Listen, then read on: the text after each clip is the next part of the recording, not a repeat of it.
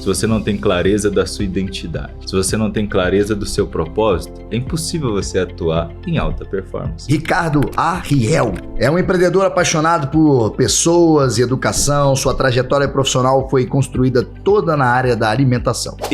Dentro da minha empresa, se eu não gerar resultado, eu tenho que ser demitido. Simples assim. É a lei da vida. O Steve Jobs foi demitido. Entendeu? Liderança é uma coisa que você não aprende sozinho. Desenvolver as capacidades, as habilidades de ser um líder de alto nível, você precisa estar nos ambientes certos, com as pessoas certas, com a informação correta e a intensidade correta.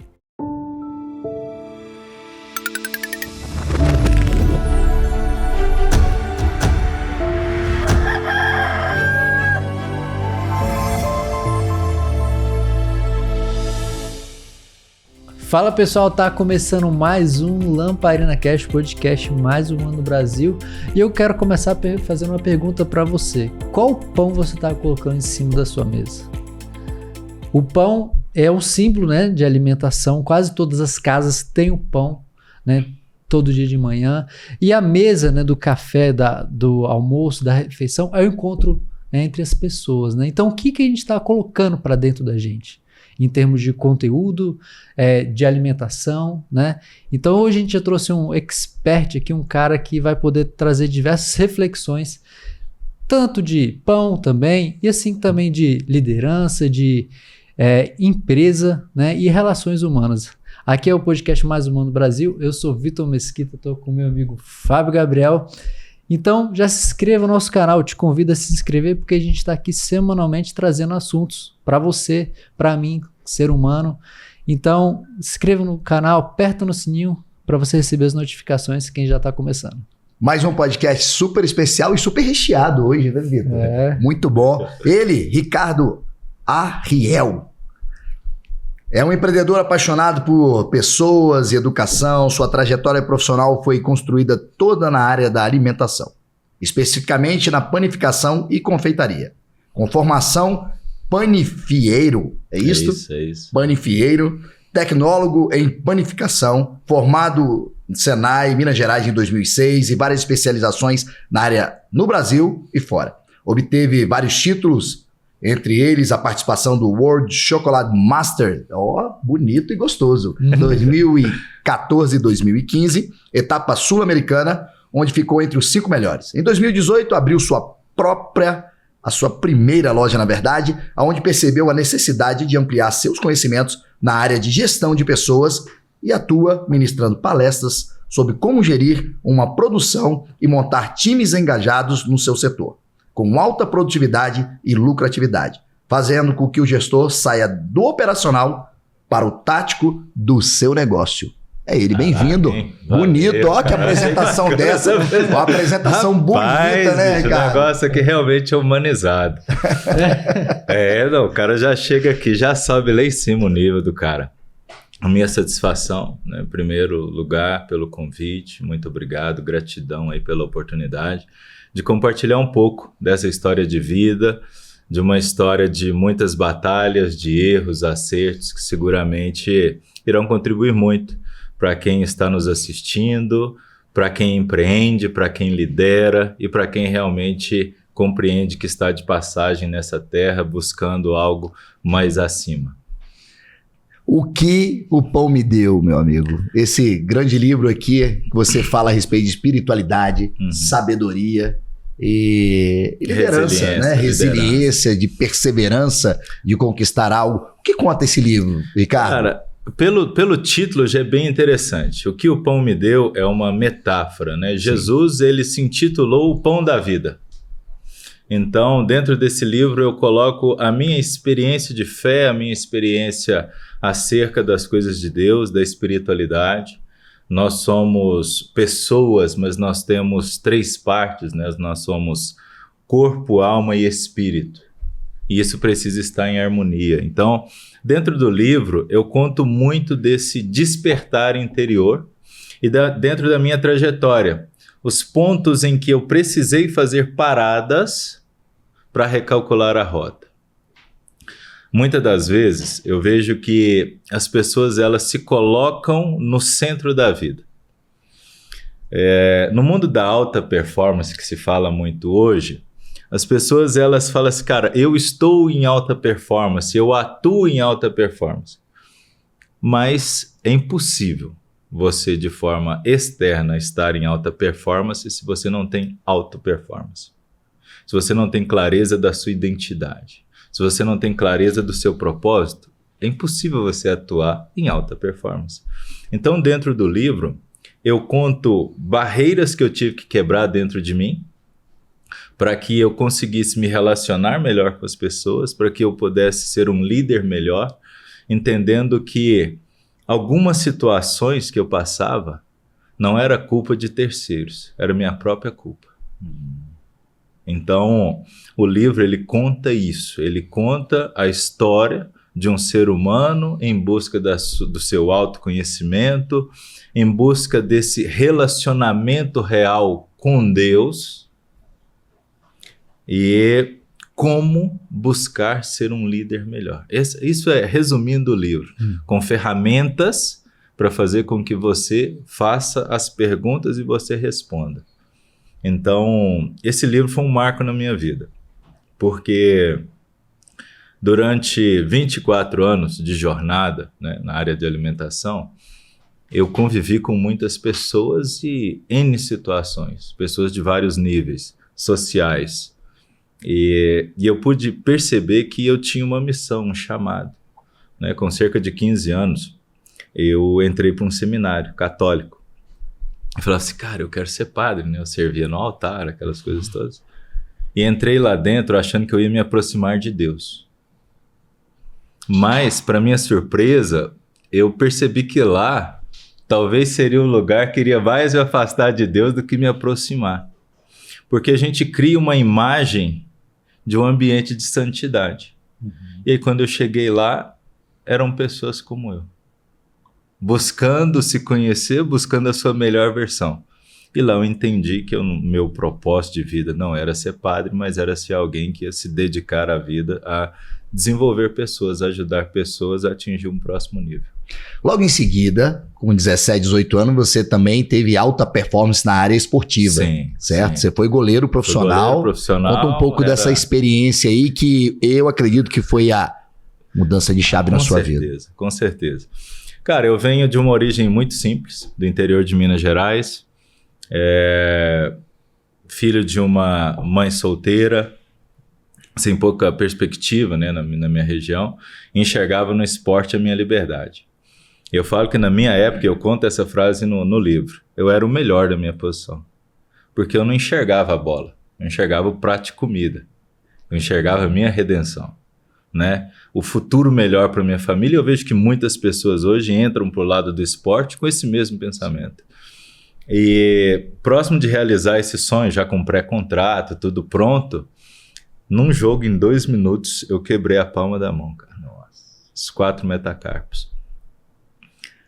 E assim, eu não sei se vocês já passaram por alguma situação assim, ou quem está nos assistindo já passou, mas você vê em segundos todos os seus sonhos, seus planos de vida irem por água abaixo de forma muito rápida e você entender que você foi o causador.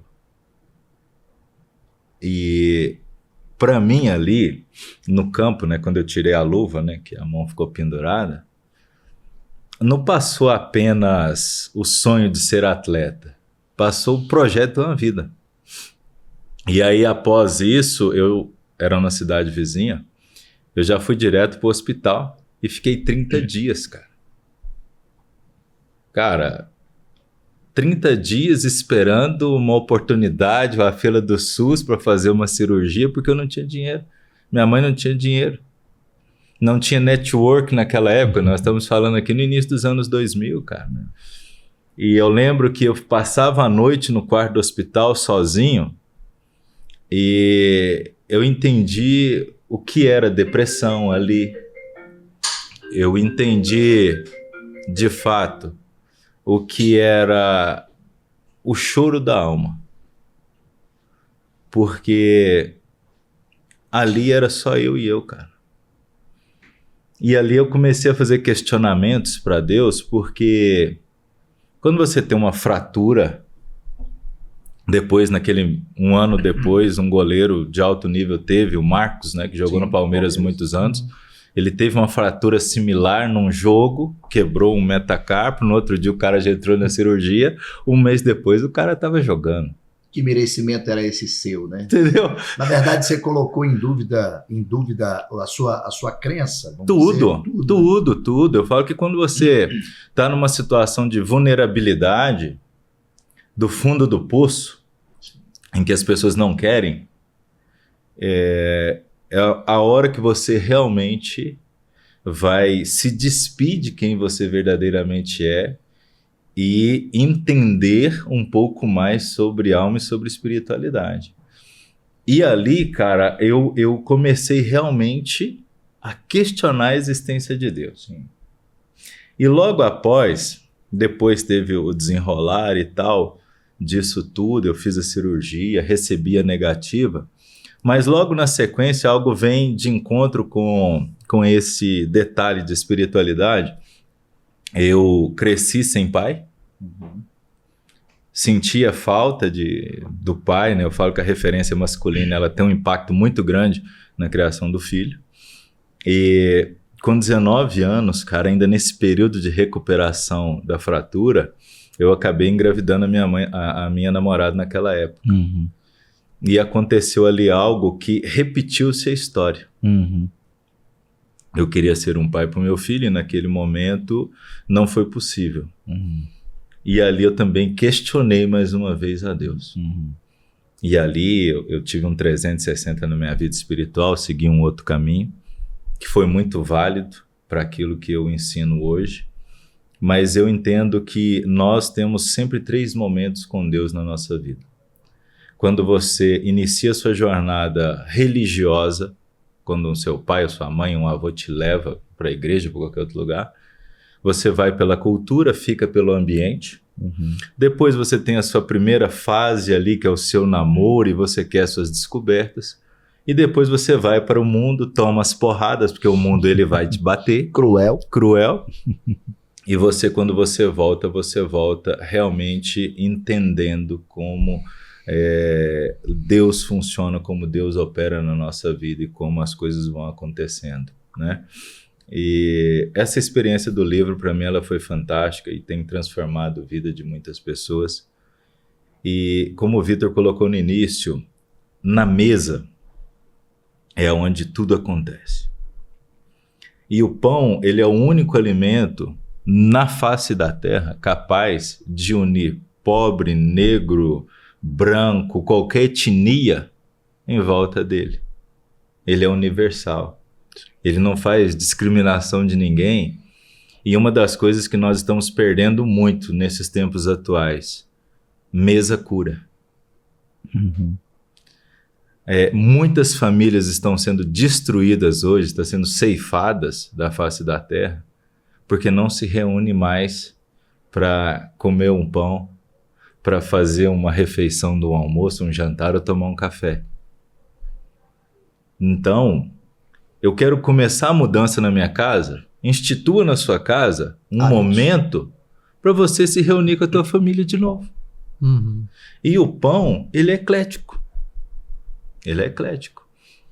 Fato é que Jesus, né, o maior líder que passou nessa terra, um dos maiores milagres que Jesus fez na terra foi através do pão.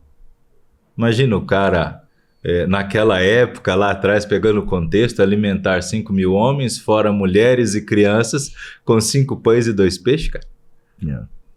Poderia se alimentar com qualquer outra coisa. Não, ele escolheu o pão. Então, a mesa cura, pão cura. E essas coisas são situações que muitas pessoas não querem comentar, não querem abordar, porque às vezes não dá like. Sim. A verdade, ela não dá like, mas é necessário. E por que você acha que não dá like? Porque nós vivemos numa era de imediatismo. Nós vivemos em uma era que o personagem lúdico vale muito mais a pena do que a vida real.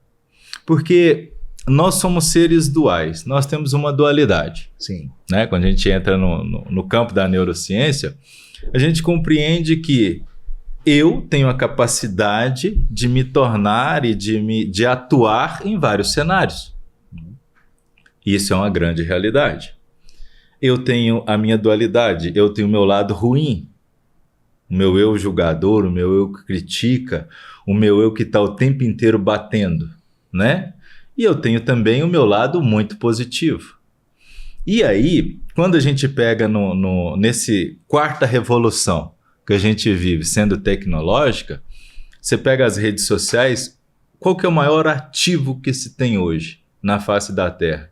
Algumas pessoas vão falar que é dinheiro, e não é. Ao meu ver, o maior ativo que se tem nessa Terra hoje se chama atenção. Audiência. Audiência. É audiência. Então, quantas pessoas hoje estão criando personagens para reter a atenção das pessoas?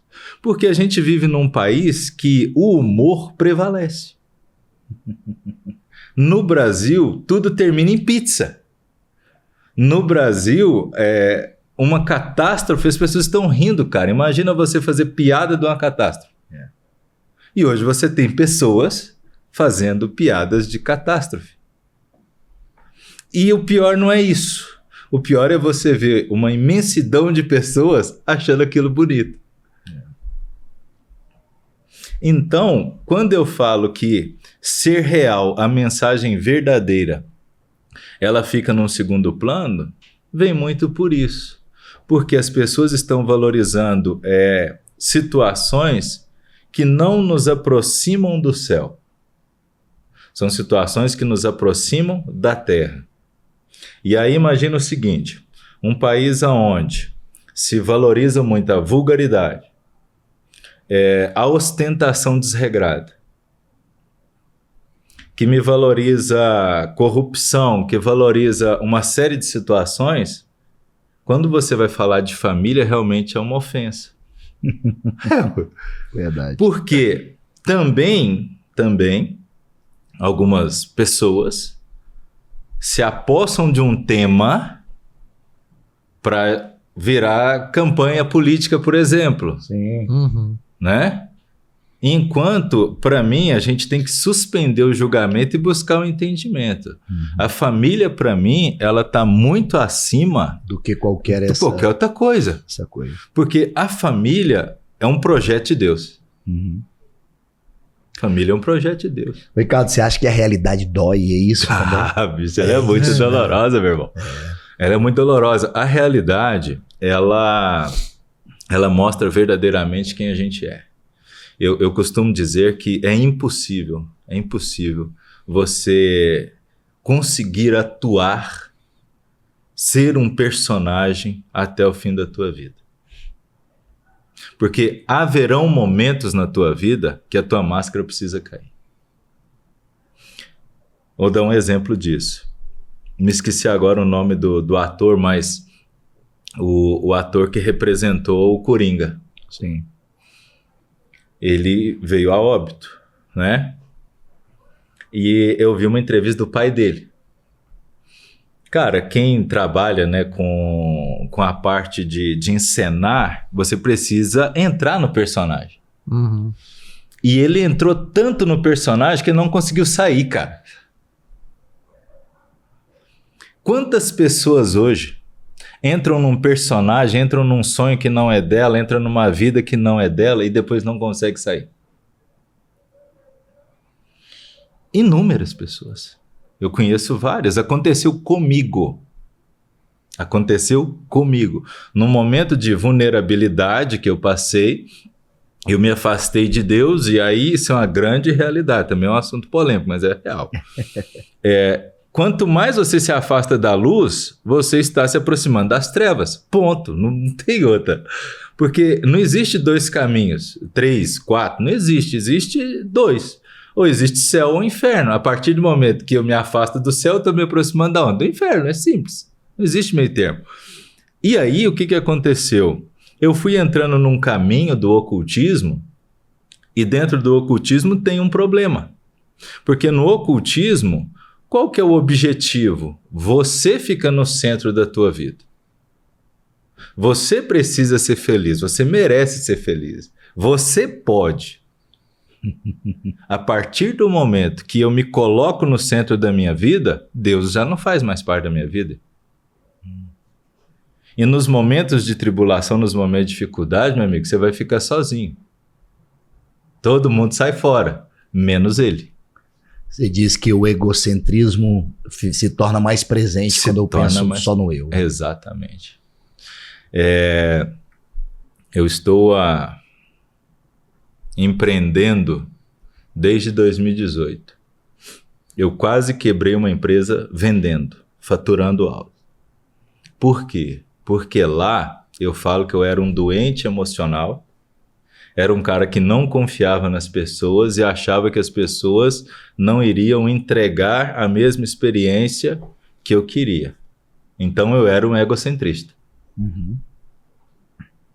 E você acha que cada vez mais a nossa sociedade vive isso? Em parte, sim. Em parte, sim. Em parte, sim.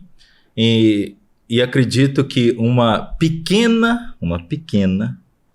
fração disso está elevando o seu nível de consciência para uma mudança. Uhum.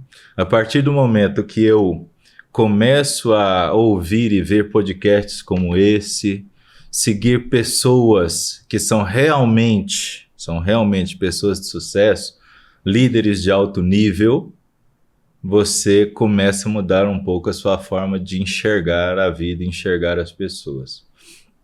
E quando eu estava empreendendo, que eu quase quebrei faturando, eu tinha pessoas. Sim.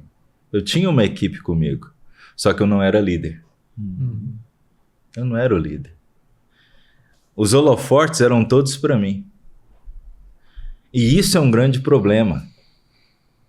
Porque é impossível, cara, você escalar qualquer coisa sem pessoas.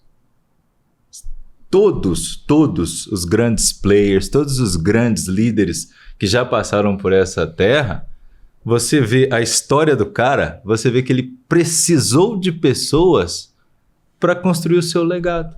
Uhum. Vamos pegar Jesus. Jesus, extremamente diferenciado enquanto líder. Mas Jesus passou. A mensagem dele só vem se propagando há mais de 2000 anos. Por quê? Porque ele qualificou pessoas. Sim. Ele qualificou um time. Os discípulos iam criando líderes e aí a mensagem foi chegando. A perpetuação do seu legado. Né? Exato. A gente pega lá Martin Luther King Jr. I have a dream. Eu tenho um sonho. Top, legal, né?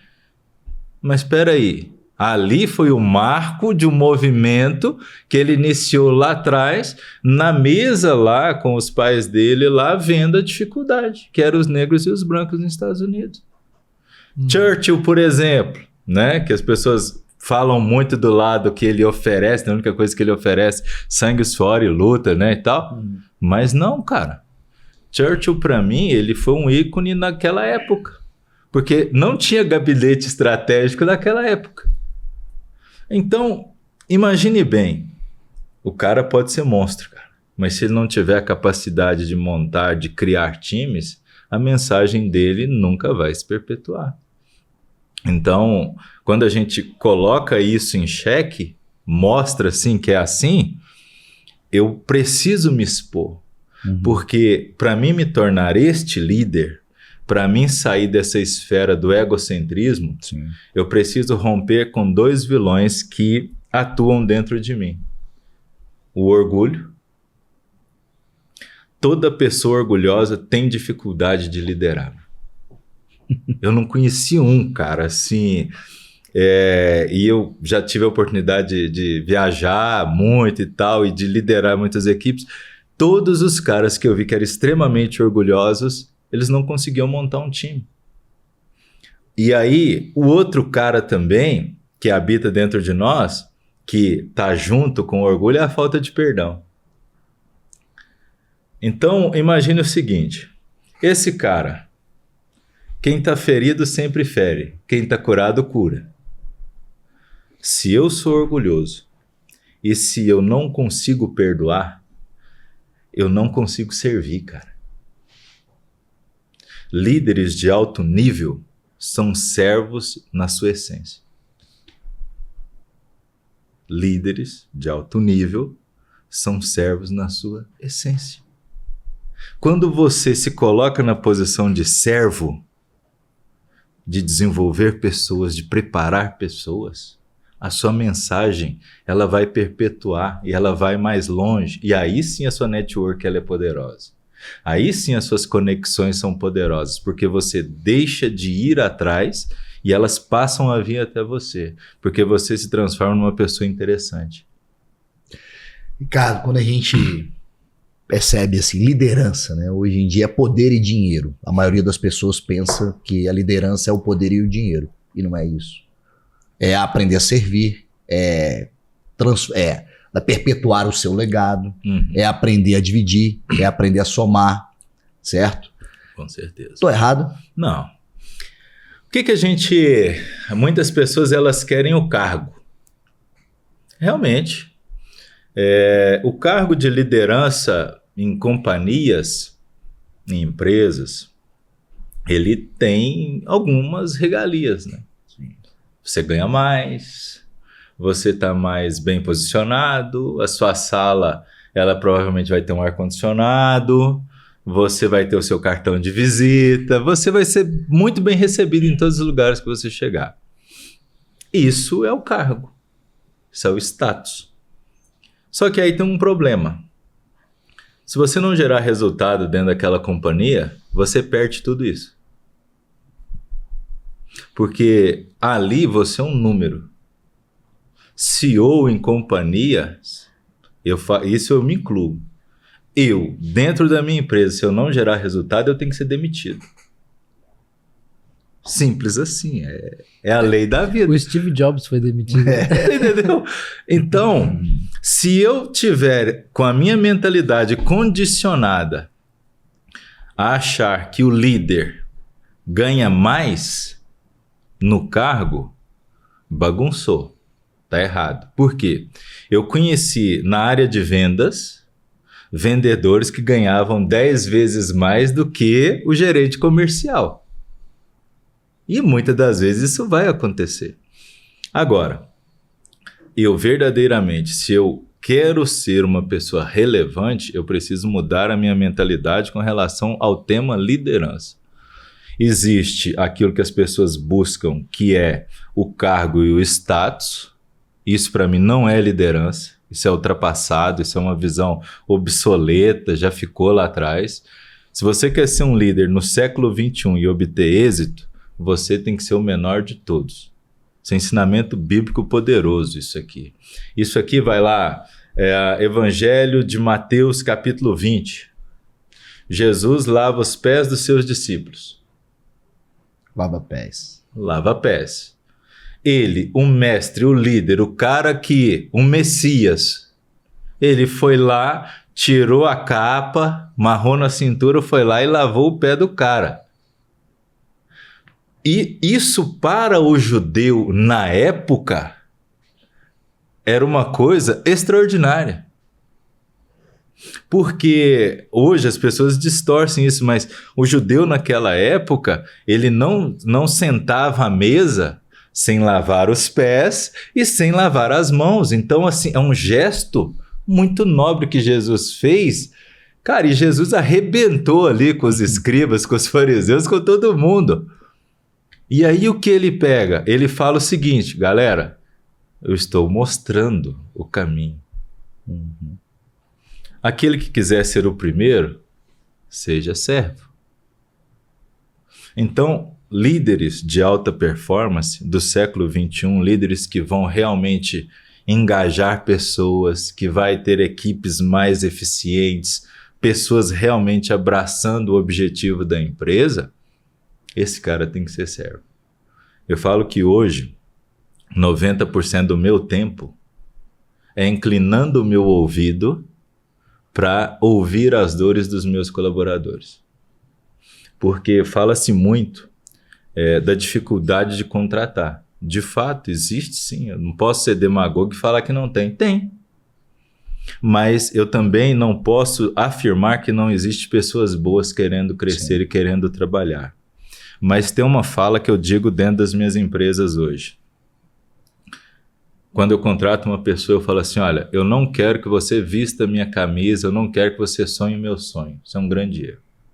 Eu quero que você anote num papel seus sonhos, seus anseios e faça da minha empresa um meio para você atingir. Porque se eu condicionar a mentalidade dele a minha empresa ser um meio para ele atingir os objetivos dele, ele vai me entregar 10 vezes mais energia do que ele me entregaria se fosse apenas na troca de salário. Sim. Só que liderança é uma coisa que você não aprende sozinho. Não aprende. Desenvolver as capacidades, as habilidades de ser um líder de alto nível, você precisa estar nos ambientes certos, com as pessoas certas, com a informação correta e a intensidade correta. Ricardo, falamos de liderança, muito bem conceituado por você. Eu acho que mostrou aqui realmente uma forma diferente, né? Da liderança, tem tudo a ver com servir. Uhum. Empreender hoje não é fácil, né? Tá aqui, não tá à toa isso daqui. Gente, na verdade, eu que sou um pidão, tá? Eu que pedi para que o Ricardo trouxesse isso daqui. O lanche da tarde. O lanche da tarde, essa padaria magnífica que tem, né? Eu comecei a acompanhar você há pouco tempo, mas já vi que dessas guloseimas e empreender no Brasil não é tão fácil. Sim. Ainda mais com padaria. Cara, eu falo que empreender de um modo geral é um estilo de vida. Eu tenho o empreendedorismo hoje como um estilo de vida. Porque se você não tiver isso como um estilo de vida, você vai ficar no meio do caminho. Existem os percentuais, as pesquisas de que, principalmente no Brasil, de 100% das empresas que abrem, elas não 80, 90, não sei hoje precisamente, mas é muito alarmante. As empresas não sobrevivem por mais de 2 anos. Isso acontece por quê? Ao meu ver, tá? Aquilo que eu acredito. Falta de clareza de objetivo. Toda pessoa que decide empreender apenas com a finalidade de ganhar dinheiro, ela vai falir. Ela vai falir. Por quê? O que é uma empresa? Isso, ao meu ver, nada mais é do que um CNPJ, um guarda-chuva chamado CNPJ, que debaixo dele tem vários CPFs. Mas eu montei um negócio. Para quê? Para empregar pessoas. Para oferecer serviço para quem? Pessoas. Para vender para quem? Para pessoas. Para comprar de quem? Pessoas. Então, se eu não tiver isso claro, achar que eu já vou abrir no primeiro mês e eu vou ganhar dinheiro, não vai, meu irmão. Não vai. Eu preciso adotar o estilo de vida de ser uma mente empreendedora, porque eu vou mudar a percepção de enxergar os problemas, as situações. Quando eu olho para a minha empresa, para a Line Bakery, que está aqui, apenas como uma empresa que precisa faturar, cara, é um problema. Porque chega no fechamento do mês, a conta às vezes não fechou, o mês não foi tão bom, eu vou querer jogar para fora tudo aquilo que eu conquistei. Eu vou apenas olhar as situações negativas. Vou falar que a minha equipe é ruim, que o mercado não está legal, que eu sou um líder incompetente. Eu vou apenas olhar o lado negativo. Agora, se eu tenho como estilo de vida o empreendedorismo, eu vou olhar para a Line e falo assim, cara, esse mês, nós nas 2 unidades, nós impactamos mais de 3.000 pessoas, cara. Diferente o jeito de ver. Cara, agora, o que eu preciso fazer para o próximo mês, em vez de impactar 3.000 pessoas, do nosso produto estar na mesa de 3.000 pessoas, para estar na mesa de 5.000 pessoas? É diferente, não é? Por quê? Porque quando é um estilo de vida, eu vou entender que o mercado, apesar de todas as dificuldades que tem, cara. Tem, meu irmão. Eu hoje, assim, é engraçado, antes de vir para cá, eu fiz uma ligação para o pessoal nosso da contabilidade. Por quê? Chega num momento de faturamento que você precisa buscar formas de fazer o dinheiro parar dentro da sua empresa. É assim que a coisa funciona. Porque assim, o dinheiro entra. Isso é uma coisa que é até interessante. Dentro da área de alimentação, se o cara não vende, ele pode fechar. Porque a área de alimentação entra dinheiro todos os dias. Todos os dias as pessoas têm que comer.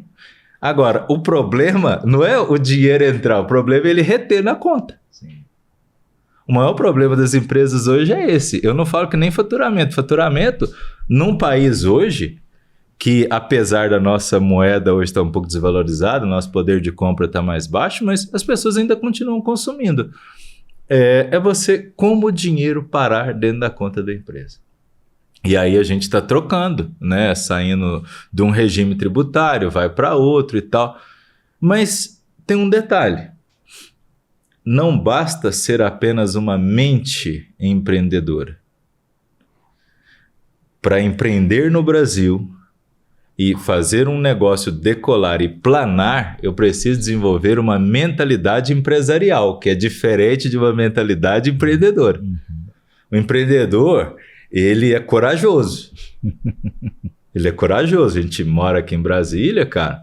Cara, aqui eu falo que o Brasil realmente é o país das oportunidades. Porque se você... É real isso. Toda parada, cara, que a gente anda aqui, você tem uma pessoa vendendo um pão de queijo e um café.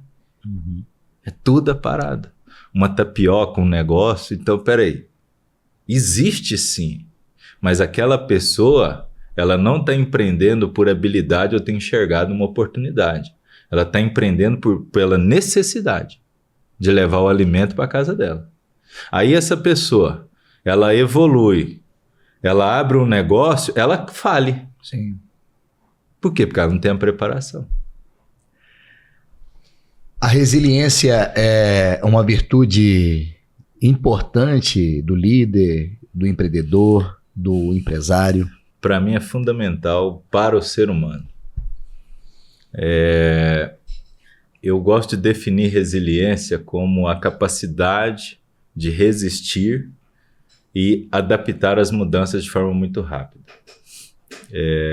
E hoje eu posso afirmar para vocês aqui que seguramente é a principal característica de líderes de alto nível, porque eu falo que na vida real você vai ter mais não do que sim.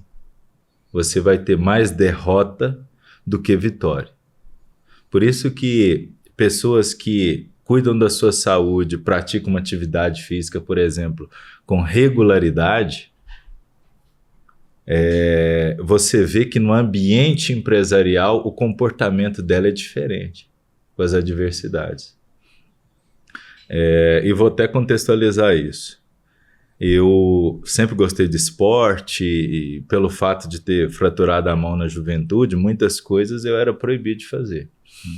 E há 6 anos atrás eu comecei a praticar CrossFit. E me lesionei, né? Não por causa do CrossFit, mas de outras coisas. E eu passei um período sem ir para o boxe treinar. A minha performance enquanto líder caiu. Tomada de decisões que eu tinha que tomar ali num momento em que eu precisava ser extremamente resiliente, a minha capacidade de raciocínio ela caiu. Quando eu fui percebendo que a minha produtividade enquanto líder foi caindo, eu voltei para o boxe. Hoje eu faço uma planilha adaptada, mas o ambiente do boxe me faz bem para a minha mente. Eu vou para o boxe, eu vejo os caras treinando, eu chego na empresa, a minha mente está muito mais expandida, cara. Isso é resiliência. Sim. Porque o resiliente, como você consegue se adaptar de forma rápida? Quando você tem elasticidade da sua mente. Quando você entende que zona de conforto não gera resultado para ninguém. Quando você entende que para você crescer precisa de sacrifício e precisa de dor. Não existe. Isso, pelo menos eu ainda não consegui assim, uma tese mais plausível contrária a isso. Para mim não existe crescimento sem sacrifício e sem dor. As pessoas hoje, elas se matriculam na academia e acham que já emagreceu. Ela compra o livro e acha que já extraiu o conhecimento do Ricardo. Ela hoje tem um áudio, né? Audiobook. Ela ouve um livro, cara, eu demorei 6 meses para escrever esse livro. E foi rápido, tá? Foi rápido. Cara, me perdoe, tá? Mas você falar para mim que em 10 minutos, velho, tu vai passar tudo que eu tô explicando em mais de 200 páginas, meu irmão. Assim, alguma coisa vai passar despercebida.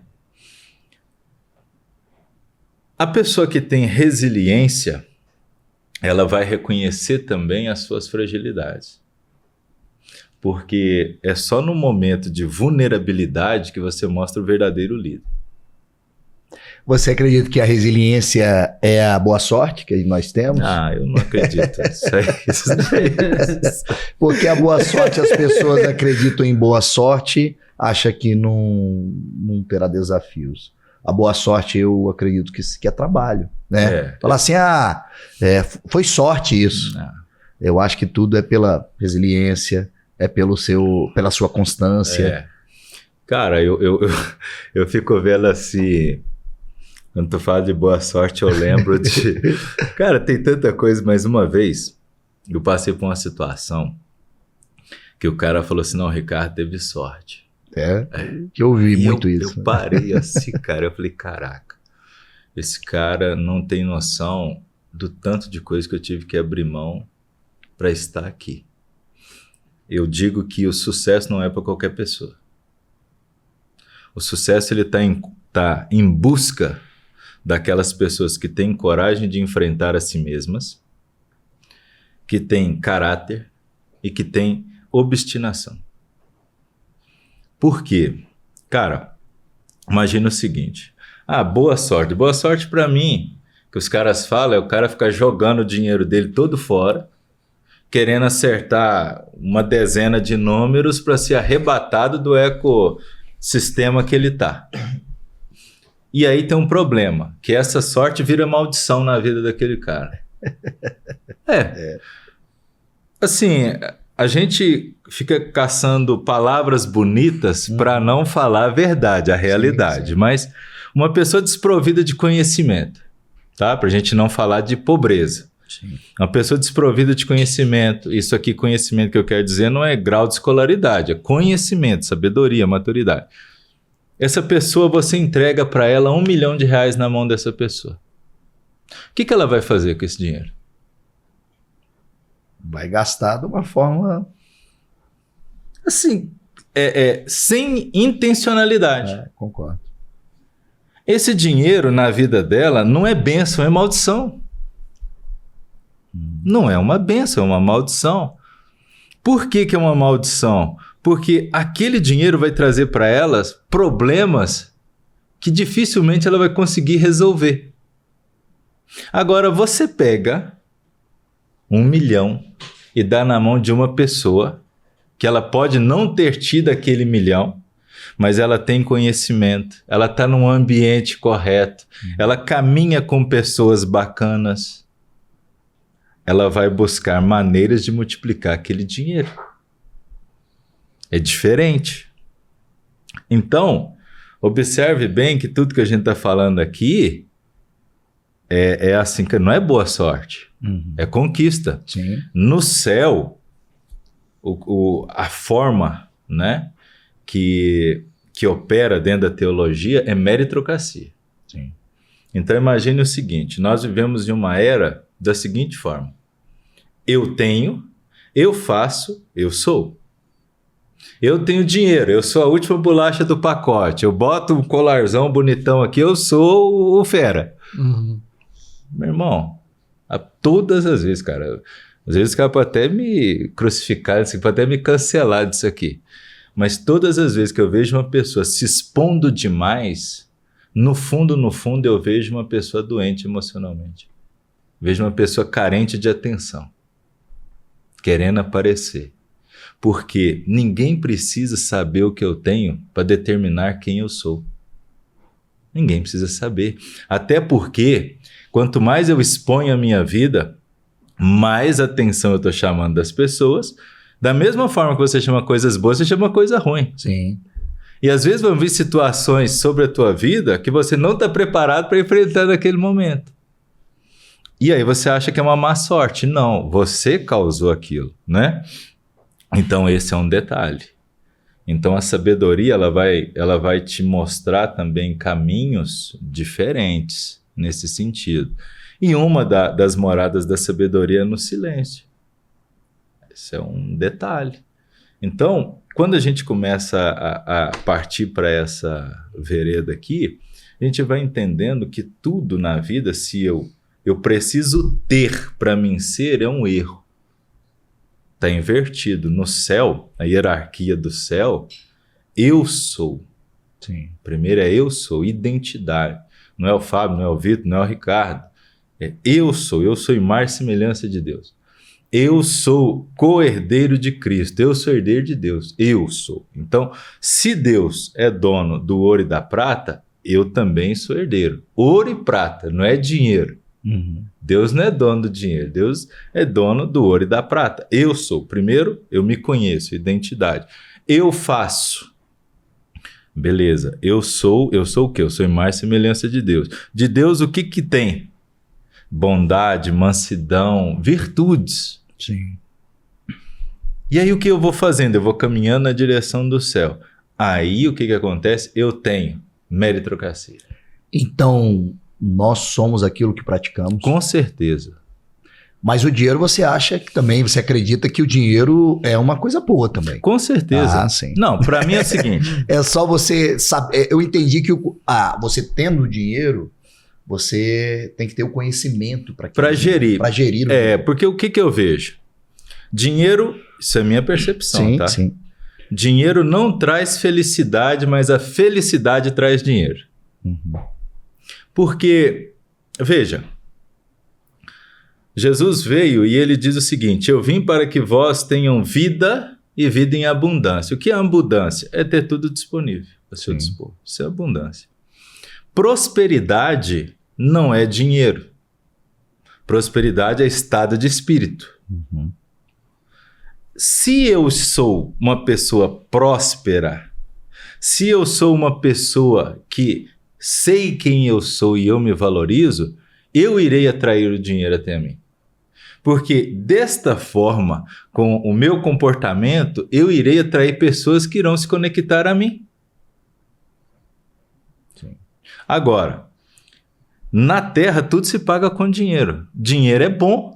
Uhum. A pessoa que chegar aqui e falar que o dinheiro é ruim, moço, é um sem futuro, ele entende lá. Dinheiro é muito bom, gente. Como é que você vai falar que dinheiro é ruim? Dinheiro é bom. Agora, o grande detalhe disso tudo é que eu não posso ser escravo do dinheiro. Já observou que quanto mais você corre atrás do dinheiro, mais ele corre de você? É impressionante. Não é assim? Quanto mais você corre atrás do dinheiro, mais ele corre de você. Por quê? Porque o dinheiro também escolhe as mãos que ele quer estar. Uhum. Espiritual isso, né? Isso é espiritual. Não é? É espiritual, sem sombra de dúvidas. E tem um negócio que é engraçado. Eu digo que o mundo espiritual rege o mundo material. Muitas pessoas, talvez as pessoas religiosas, não vão entender isso, mas é uma grande verdade. Nós somos seres espirituais habitando em corpos materiais. Isso é assim. Então imagine o seguinte: se eu, espiritualmente falando, não tive uma relação legal com o dinheiro, se na minha casa, o ecossistema que eu estava inserido, as pessoas que tinham forte influência sobre mim não tinham uma relação legal com o dinheiro, a probabilidade de eu também não ter uma boa relação com o dinheiro, ela é altíssima. Sim. Ela é altíssima. E aí, como eu mudo isso, cara? Porque isso aqui também é legal. Sim. Como eu mudo isso? Tendo uma reprogramação mental. Eu falo que é muito difícil eu contextualizar situações sem falar da Bíblia. Vocês até me perdoem, tá? Não sou pastor, eu não sou um cara muito religioso, eu sou um pregador, eu sou cristão, pregador, e acredito que a Bíblia ela é um manual de formação do ser humano. Então eu falo que quando você pega a Bíblia, ela foi apossada pelas religiões. Mas a Bíblia ela é totalmente um manual de conduta, de moralidade, tudo aquilo que a gente precisa. Na Bíblia tem um fato que relata isso aqui da ambiência, do mudar de ambiente para que você realmente sofra a sua metanoia e você consiga ser uma pessoa diferente de quem você era. A história de Abraão. Né? Isso está lá em Gênesis. Deus vira para Abraão e fala assim, Abraão, sai da tua terra, sai da casa de seu pai e tua mãe, larga a tua parentela e vai para onde eu te mostrar. O que é o objetivo disso aqui? O ecossistema determina como você pensa, ele determina o seu modo de vestir, ele determina os seus valores, ele determina a sua relação com o dinheiro. Cara, eu sou do ambiente e que a minha avó, cara, minha finada avó, afrodescendente, ela teve problema com o alcoolismo desde a infância. Então, a minha avó tinha condições, mas vivia num estado de miséria. Sim. E ela saía na rua pedindo moeda, pedindo dinheiro para sustentar o seu vício. Então, e eu cresci num ambiente católico, pesado. Minha mãe trabalhou com padres 23 anos. E é muito forte isso que eu vou dizer aqui. O cristianismo brasileiro, de um modo geral, tem uma mentalidade que dinheiro é ruim. Porque distorce a palavra de Deus querendo comparar que o rico não adentrará no reino dos céus. Não, para. Pega um recorte da Sagrada Escritura e cria uma ideia totalmente sem contexto, mas que todo mundo que segue uma ideologia ou segue um líder vai ser influenciado por aquele cara. E aí o que acontece? De contrapartida, dinheiro não é ruim. Jesus, para fazer a missão dele, tinha um tesoureiro. Judas era tesoureiro de Jesus, velho. Era. Como que você vai fazer obras sem network, sem dinheiro? Jesus só teve a gente voltar lá em Abraão. Jesus só teve um funeral digno, por exemplo, porque alguém tinha network para ir lá e negociar o corpo dele. E por que ele tinha network? Porque ele tinha dinheiro. E a história de Abraão, o que ela mostra, né? E Deus fala para ele, olha, eu farei de ti pai de nação. Mas quando você pega Abrão, é pai exaltado, na tradução. Mas para você sair de pai exaltado para ser um pai de nação, você precisa mudar todo o seu modus operandi de pensar, meu filho. Verdade. Você entendeu? Você vai ter que sair da sua casa. Por quê? Porque lá dentro da sua casa você pode ser o Abraão, pai de nações. Mas para o teu pai você sempre vai ser o Abrãozinho. Ou seja, você quer mudança sem transformação. Sem transformação. Lá dentro daquele ambiente, você nunca vai ser respeitado como verdadeiramente você seria. Então, eu preciso romper. Eu preciso romper com eu falo que as amarrações espirituais. E emocionais. Isso é real. Cara, eu tive 2 caminhos. Eu poderia ter ficado lá na minha cidade, Bom Sucesso, cidade de 20 mil habitantes, continuar ganhando um salário medíocre, como padeiro, rodando as padarias da cidade, construir uma casinha de 6 cômodos, todo final de semana assistir o Campeonato Brasileiro, eu ia estar pançudo, isso é uma grande verdade, pançudo talvez com um monte de meninos, e reclamando de tudo. Poderia, era um caminho.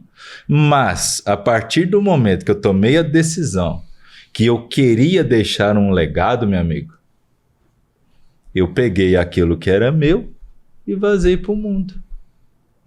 Ricardo, qual é a principal virtude do ser humano para você? Cara, eu acredito que assim, caráter é uma coisa inegociável para mim. Então, de todas as virtudes, eu posso levantar várias, mas para mim o caráter, ele engloba tudo, na verdade, né? Sim. Porque para mim caráter é uma coisa que dificilmente você muda. Eu falo assim, ou você tem ou você não tem, é igual gratidão. Ou você é uma pessoa grata ou você é ingrata e acabou, não tem como. Porque por mais personagens que você vai acumulando ao longo da tua vida, se você é uma pessoa de caráter, você vai cumprir princípios. Você vai ser fiel aos seus valores. Isso é caráter. E aí tem pessoas que elas são boas, mas elas não conseguem se sustentar, dependendo do ambiente que ela está, e ela se vende. Ah, mas você acredita que ela pode voltar e tal, tal, tal? Acho difícil. Acho difícil. Sabe por quê? Eu pego o meu próprio exemplo, não falando de caráter, mas da visão espiritual. Eu passei 10 anos da minha vida dentro do ocultismo. Incorporava 8 entidades. Uhum. Dentro da minha mente, as memórias você não apaga. Uhum. Não tem como eu deletar, dar um reset na minha cabeça de 10 anos dentro do ocultismo. Não dá. Uhum. Eu preciso aprender a conviver com isso. Eu tenho cicatrizes de lá. Uhum. Então, eu vou ser a mesma pessoa? Não. Não adianta eu achar que eu vou ser. Eu sou um ser humano. O que eu posso fazer é ressignificar as minhas memórias. Mas aquela marca, aquela ferida, ela vai estar lá. Ela vai estar lá. Agora, quando você pega e vai falar do caráter, tem uma complexidade, sabe por quê? O inimigo, ele consegue nos iludir. Porque o inimigo, ele não trabalha no ambiente de mentira, ele trabalha no sofisma. É uma meia-verdade. É diferente.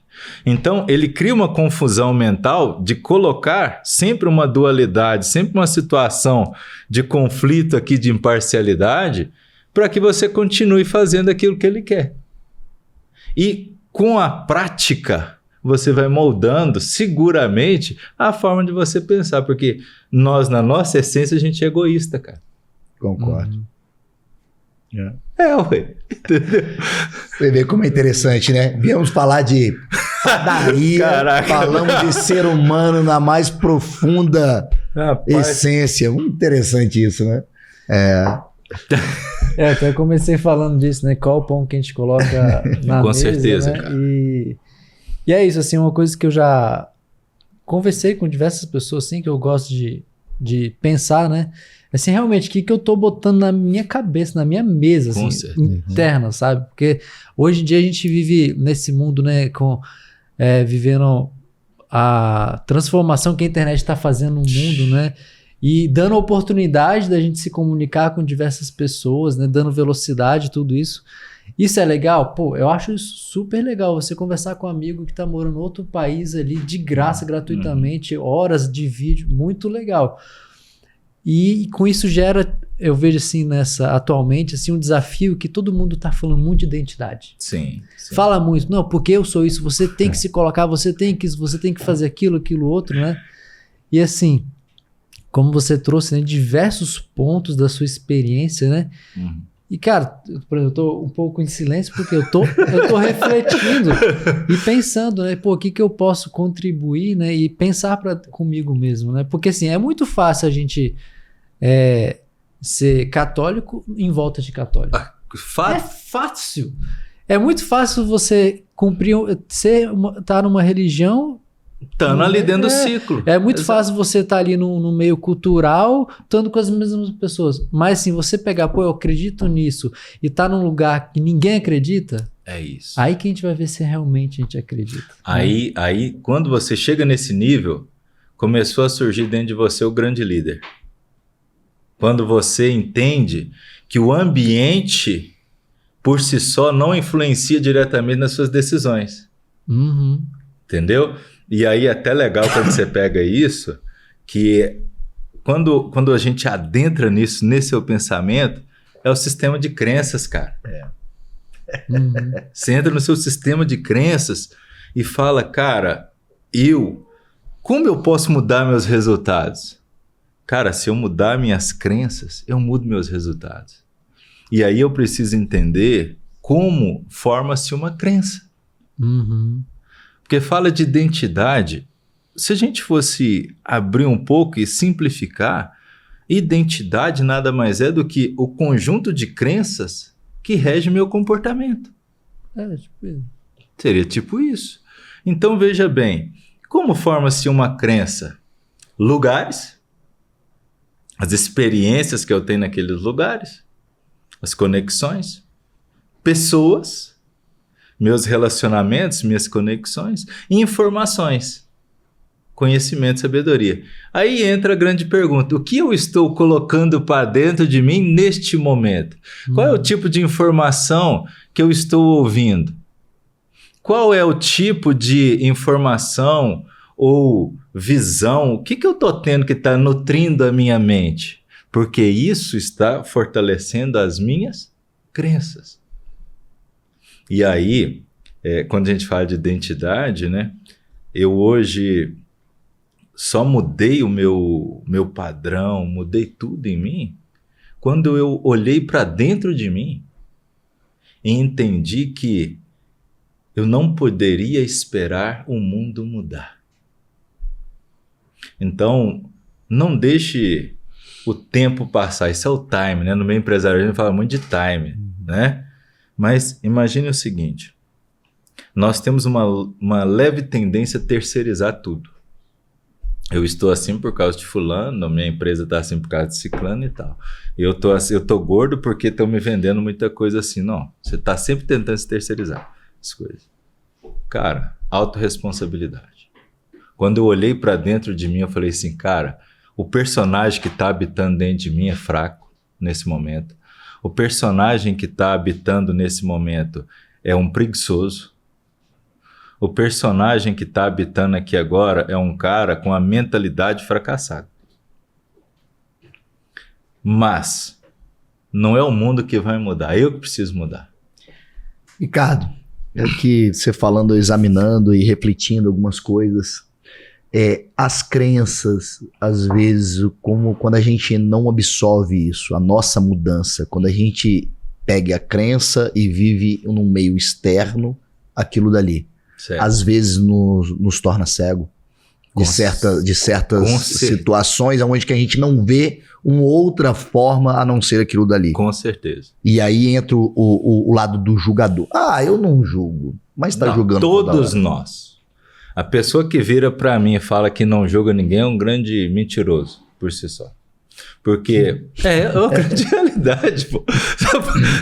Porque todos nós, em algum momento da nossa vida, nós estamos julgando alguém, meu brother. É verdade. Mas que carambolas é essa do cara falar que ele não... Não, ele é seu julgador. Para, pô. Em algum momento você está julgando alguém. Cara, e de uma forma inconsciente, você está julgando. Quando eu olho... Porque o julgamento, ao meu ver, ele não é apenas do fato de você falar. Mas você olha para uma pessoa e vê a roupa que ela está usando, é um julgamento. Quando você vê na TV ou vê no seu smartphone uma notícia que você vê o cara... eu estou julgando. Quando eu falo que o cara tá se expondo e bota um colarzão, o que eu estou fazendo? Eu estou julgando o cara, pô. Se só de falar já veio diversas imagens. Mas entendeu? Eu estou julgando o cara. Agora, existe uma situação chamada julgamento e existe o pré-julgamento. Então, isso também tem que ficar muito claro. Agora, todos nós temos isso. Agora, julgar o próximo também é fácil. Evidenciar os problemas do próximo é fácil, porque é muito nítido alguns defeitos de algumas pessoas. Mas sabe por que fica mais fácil ainda? Porque você percebe nela algo que você já tem. Sim.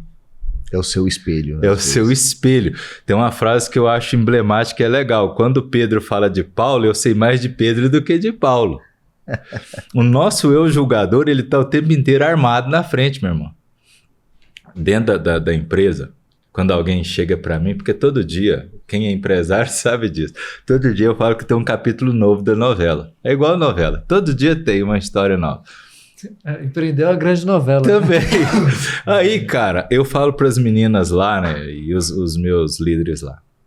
Gente, de qualquer situação, suspenda o julgamento e busque o entendimento.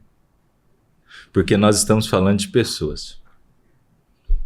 Todas as vezes que você está com o seu eu julgador na frente, você já condiciona aquela pessoa como um culpado. Concordo. Aí eu falo assim, gente, conflito, né? Vem cá.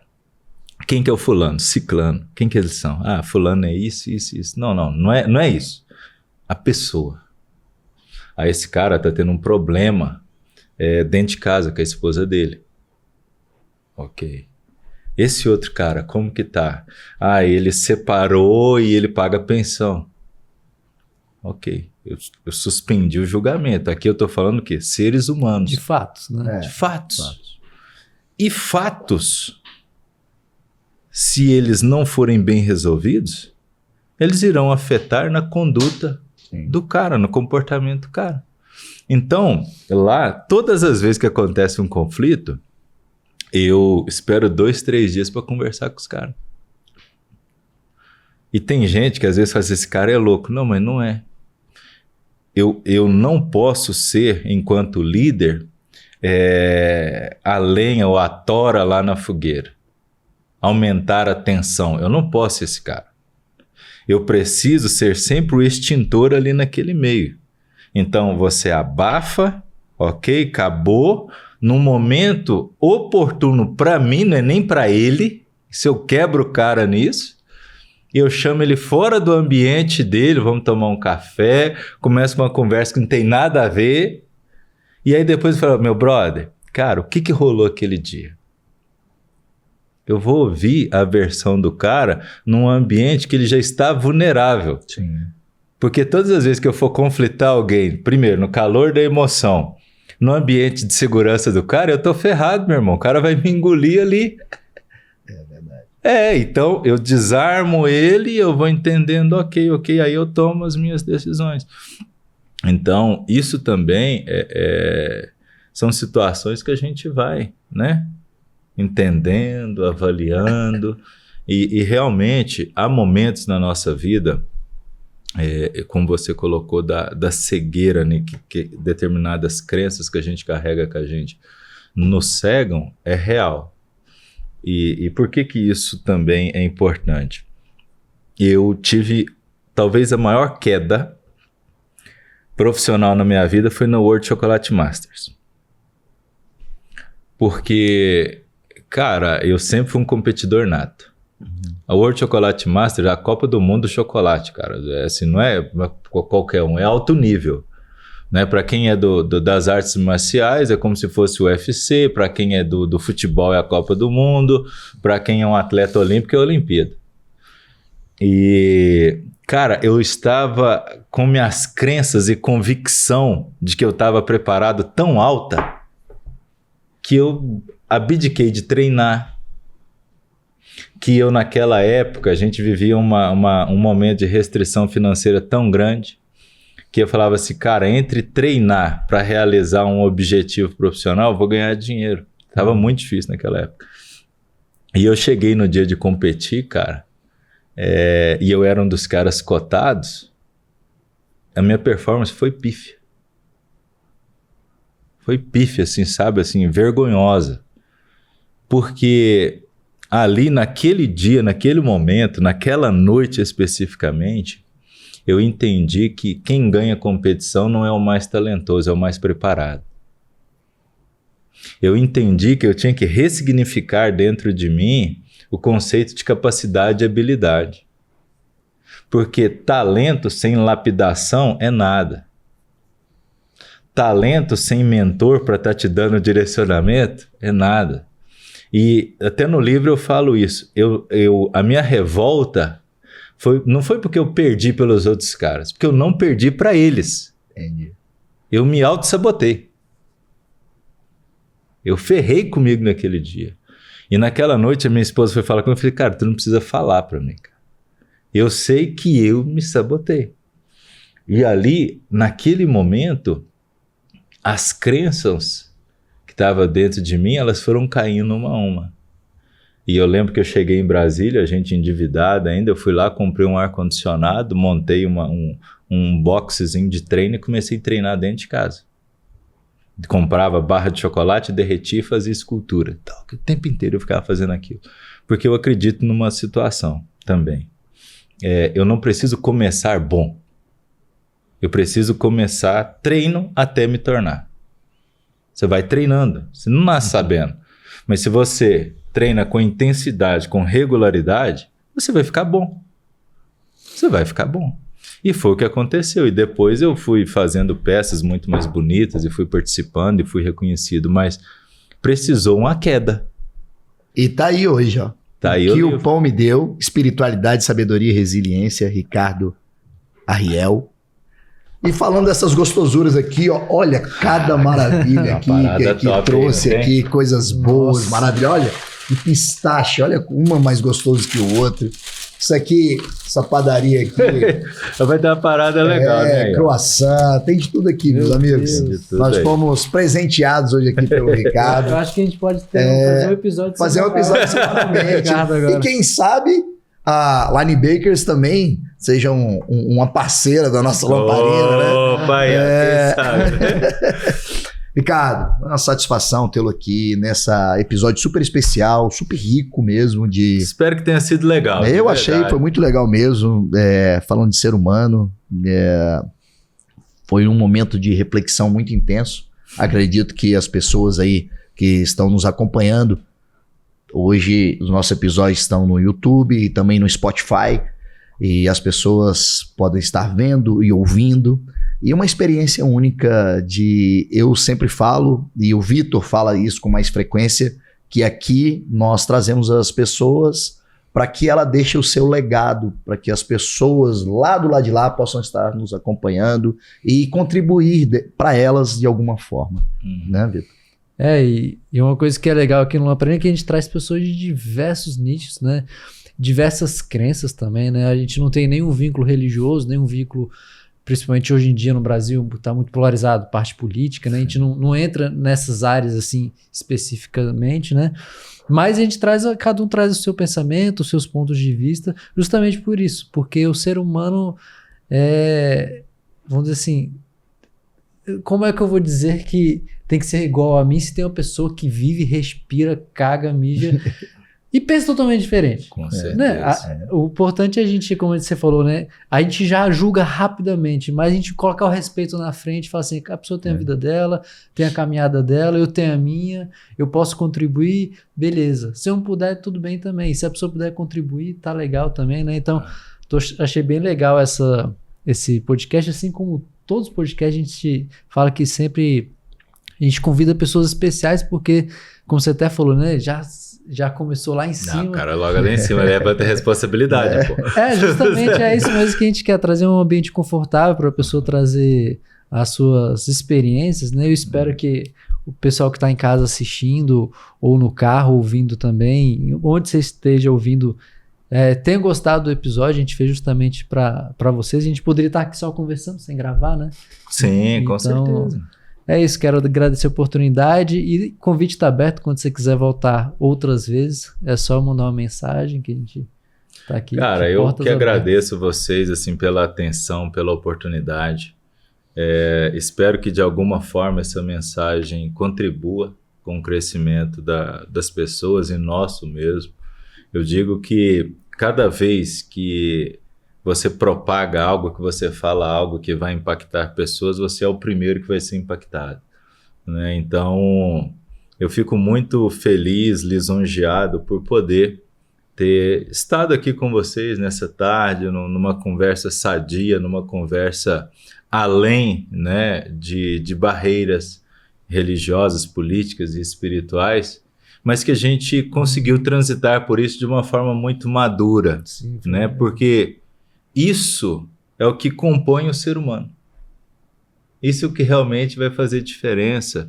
E assim, um dos maiores ensinamentos que eu trago, né, de Jesus para minha vida é amar o ser humano. Independente de como ele é, independente de qualquer coisa. Você amar o ser humano. Amar a criação. Porque, cara, talvez eu possa fechar com isso, né? Deus, em Gênesis capítulo 2, ele começa a criar tudo, cara. E tudo ele foi fazendo dos animais, macho e fêmea e tal, e convidou o homem ainda para dar nome. E tudo que Deus ia criando, ele falava, isso é bom. Tudo era bom. Mas quando ele estava finalizando, ele criou o homem, e ele mesmo disse, cara, não é bom que o homem fique sozinho, cara. E aí, nisso, ele faz Adão adormecer e tira da costela de Adão e molda a mulher. O que isso me mostra? O ser humano não foi feito para caminhar sozinho. O ser humano foi feito para caminhar em comunidade, para caminhar em grupo. E aí, quando a gente tem essa oportunidade de compartilhar algo que realmente possa elevar o nível de consciência, que seja de uma pessoa só, para mim já é o suficiente. Porque significa que a gente já contribuiu um pouquinho com uma alma, já contribuiu um pouquinho para um mundo melhor. Excelente. Muito Ricardo bom. Aqui com a gente, da Line Bakers. Isso. O Águas Claras. Águas Claras, as 2 unidades, uma na Rua 19 Norte, a outra na Avenida Araucárias, no Posto San Remo. Quem ainda não conhece, cara, tá perdendo. Tá perdendo. Tá perdendo. E agora, né, a gente vai finalizar, os meninos vão tomar o cafezinho deles aqui. E em breve aqui no plano piloto. Com certeza. No plano piloto. Na vida, muitas coisas você pode delegar, mas nunca suas responsabilidades. Caraca, velho. Fui numa frase aqui forte. Então, meus amigos, um episódio super especial, lembrando sempre dos nossos apoiadores.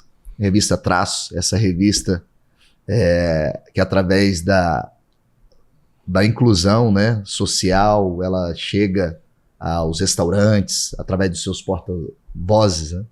Chega e pode estar oferecendo a você uma revista e procure ouvi-los e saber um pouco mais do que a Traços tem a oferecer, que é um grande parceiro que nós temos, e a 61 Imóveis também. Mais um episódio super especial no coração do nosso Brasil. E exatamente, como ele falou, né? Muitas coisas a gente pode delegar e uma das coisas que a gente vem delegando no Lamparina Cash é convidar vocês a se inscrever no nosso canal, apertar no sininho, né? Que isso a gente pode, a nossa responsabilidade é trazer conteúdos novos e a gente vem cumprindo isso aí, então convido você também a se inscrever, apertar no sininho e a gente se vê nos próximos episódios. Um abraço, até a próxima. Valeu.